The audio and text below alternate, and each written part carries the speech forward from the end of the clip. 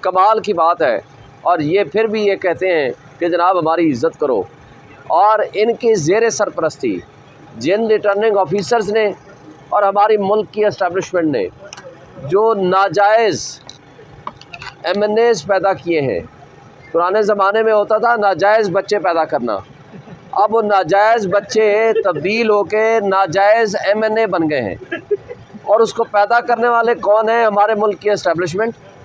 और उसको पालने वाले कौन है? रिटर्निंग अफसर और हमारी इलेक्शन कमीशन ऑफ पाकिस्तान।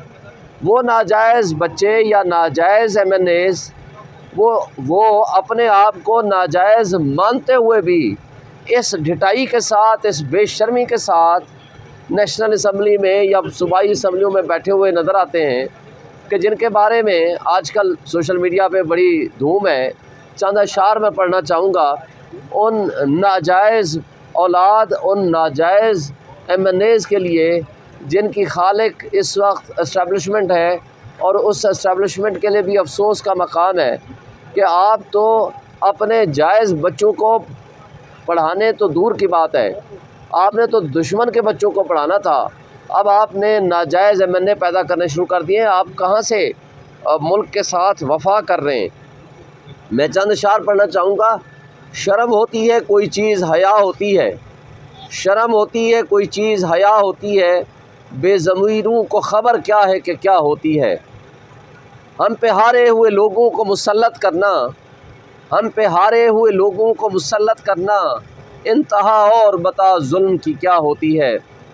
पूछ कैदी से कि रहता है वो अडियाला में, तुझको बतलाएगा क्या चीज़ वफ़ा होती है। बल्कि पिछले दिनों एक इरशाद भट्टी ने अच्छा एक शेर पढ़ा था, हमारे दोस्त जर्नलिस्ट ने, मैं वो दोबारा पढ़ना चाहूँगा।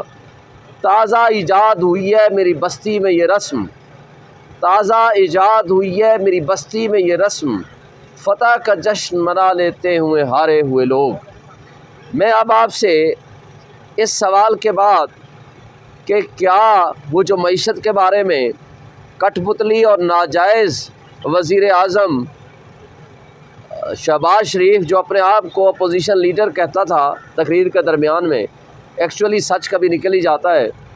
वो कहता है कि मईशत बहुत ख़राब है, हमने उसको बड़ा संभालना है।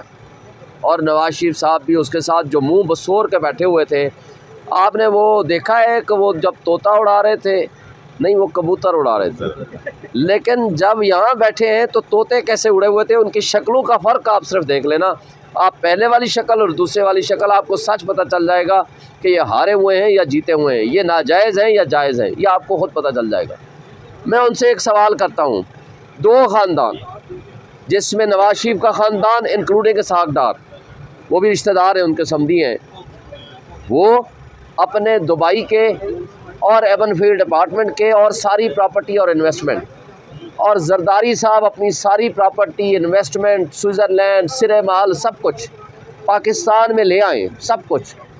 ये खाने काबे में उठा के कसम उठाएं तब भी एतबार करना तो इन पे मुश्किल है, क्योंकि मरियम नवाज़ जो डाकू रानी कहती थी, पाकिस्तान क्या, पाकिस्तान के बाहर क्या, पाकिस्तान में मेरी कोई जायदाद नहीं है। मगर फिर ऐसी जायदादें निकली कि हुसैन नवाज़ आकर कहने पे मजबूर हुआ कि जनाब ये तो अल्हम्दुलिल्लाह हमारी जायदादें, और वो अल्हम्दुलिल्लाह पढ़ के जो झूठ बोलते हैं वो सब आपके सामने। मगर मैं उनको सिर्फ एक बात कहता हूँ कि आज वो अपना सारा सरमाया पाकिस्तान को ना दें, क्योंकि ये मनी लॉन्ड्रिंग के ज़रिए पाकिस्तान से लेकर गए हुए हैं। इंशाअल्लाह वक्त आएगा हम ये एहतसाब मुकम्मल करेंगे, उस वक्त जिस वक्त बाजवा, उस वक्त शायद इनको बचाने वाला नहीं होगा। और अल्लाह का अपना एक निज़ाम इंसाफ है कि वो शख्स इमरान ख़ान जिसको ये माइनस करने पे लगे हुए थे या उनके क्रॉस लगाने के लिए तैयार बैठे हुए थे, मगर अल्लाह ने इनके ऊपर क्रॉस लगा दिया। आज सारे मिलके वो गंदा निज़ाम उनसे थर थर काँप रहा है, और वो इमरान ख़ान जेल से बैठ के उनको डरा रहा है, इसलिए कि सच्चे इंसान के साथ अल्लाह की ज़ात होती है। तो आज मैं उनसे एक बात कहता हूँ कि आप अपना सारा सरमाया ये मनी लॉन्ड्रिंग और चोरी के ज़रिए जो आप यहाँ से लेकर गए हैं, आप सिर्फ पाकिस्तान में ले आएँ, आप अपने अकाउंट्स में ही रखें, अपने मुल्क में इन्वेस्टमेंट करें। मैं आपको गारंटी देता हूँ आपका ये जो डॉलर का रेट 280 या 285 पे चला गया है, ये 50 रुपये पे आ जाएगा। ये एक इसको आप सबसे पहला और बड़ा मुतालबा रखें।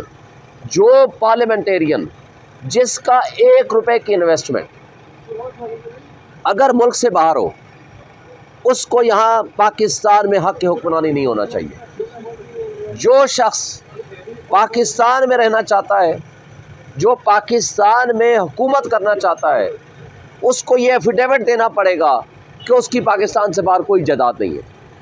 अगर उसकी पाकिस्तान से बाहर जायदाद निकले तो ये पब्लिक कौम उसको रिजेक्ट कर दे।